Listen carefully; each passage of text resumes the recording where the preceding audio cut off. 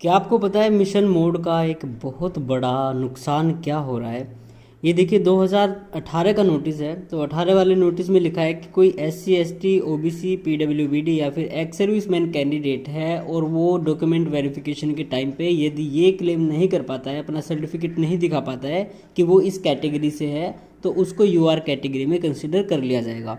Same बात ये यहाँ पे 2019 में है, सेम 2020 में है और सेम 2022 में है। लेकिन 2022 में अमेंडमेंट की गई थी और 2023 में इन्होंने क्लियर कर दिया।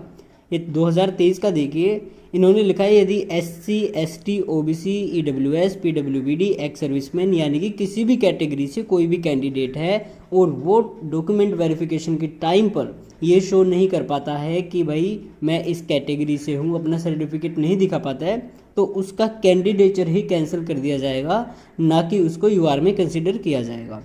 बाद में इन्होंने बिल्कुल क्लियरली लिख दिया है। आप ये 5.2 पे देख सकते हो, नीचे लिखा हुआ है, ये जो इटैलिक में है, एग्जाम्पल भी दिया हुआ है। मान लो भाई OBC कैंडिडेट है और डॉक्यूमेंट वेरिफिकेशन के टाइम पे वो अपना OBC सर्टिफिकेट दिखा नहीं पाता, ये नहीं शो कर पाता कि भाई मैं OBC कैटेगरी से हूँ, तो क्या होगा, उसका कैंडिडेचर ही कैंसिल कर दिया जाएगा और उसको किसी और कैटेगरी के लिए, कहने का मतलब ये है कि UR कैटेगरी के लिए कंसीडर नहीं किया जाएगा। तो मिशन मोड में बहुत बड़ी समस्या ये है कि जब ऑप्शन फॉर्म आता है तो आपको आपके मार्क्स पता नहीं होते। लेकिन इससे पहले क्या था, इससे पहले ये था कि पेपर 2 के मार्क्स आपको बता दिए जाते थे, आपके टोटल मार्क्स आपके हाथ में होते थे और आपको ये अंदाज़ा हो जाता था कि बाकी जो कैंडिडेट्स हैं उनका भी क्या स्कोर है और उसी हिसाब से आप अपने डिपार्टमेंट का चयन कर सकते थे। लेकिन यहाँ पे बहुत बड़ी लापरवाही है SSC की तरफ से। दूसरा ये है कि अगर कोई कैंडिडेट अपनी कैटेगरी का सर्टिफिकेट शो नहीं कर पाता था, अगर वो UR कैटेगरी के हिसाब से स्कोर रखता है पेपर 1 और 2 में और 30 से कम उसकी एज होती है, तो उसको UR के लिए शॉर्टलिस्ट कर लिया जाता था। अब शॉर्टलिस्ट क्यों नहीं कर सकते? इसलिए नहीं कर सकते क्योंकि फाइनल रिजल्ट पहले आता है, डॉक्यूमेंट वेरिफिकेशन बाद में होता है। मान लो किसी कैंडिडेट का जो OBC में किसी का सिलेक्शन हुआ है और UR में भी सिलेक्शन, मतलब सभी कैटेगरीज की वैकेंसी जो है वो फिल हो चुकी है और वो चले गए अपने डिपार्टमेंट्स में जो भी उनको अलॉट हुआ है, तो वहाँ पे वो जाएंगे। OBC कैंडिडेट वहाँ पे गया तो अब उसका जो सर्टिफिकेट है वो जो पीरियड उन्होंने मांगा हुआ है उसमें नहीं है, उसके बाद का या फिर उससे पहले का बना हुआ है, तो क्या कहेंगे, उससे कहा जाएगा कि भाई आप अपने घर चले जाइए। इससे पहले क्या होता था कि अगर UR में वैकेंसी है तो उसको UR में डाल दिया जाता था।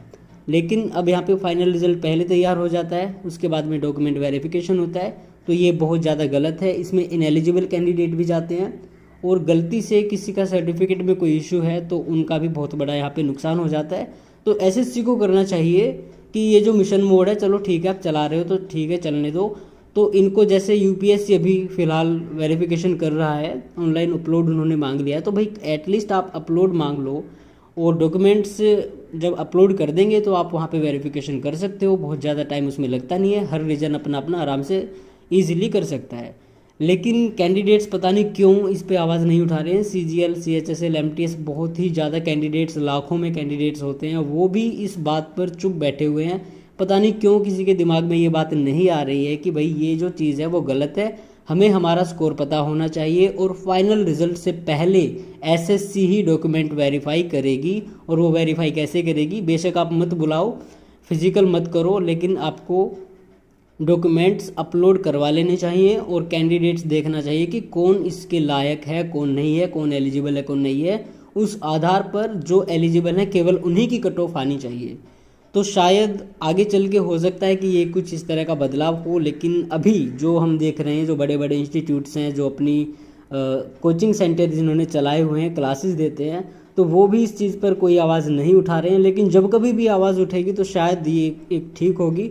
हो सकता है किसी के ध्यान में हो, या फिर अगर ध्यान में नहीं है तो उनको इस बात पर ज़रूर विचार करना चाहिए। और SSC को भी इस बात पर बहुत ही ज़्यादा सोचने की ज़रूरत है, क्योंकि ये बहुत ही अनफेयर हो रहा है और इस वजह से बहुत सारी वैकेंसीज खाली रह जाती हैं और जो डिज़र्विंग कैंडिडेट्स हैं उनको भी उनकी जो है नौकरी नहीं मिल पाती।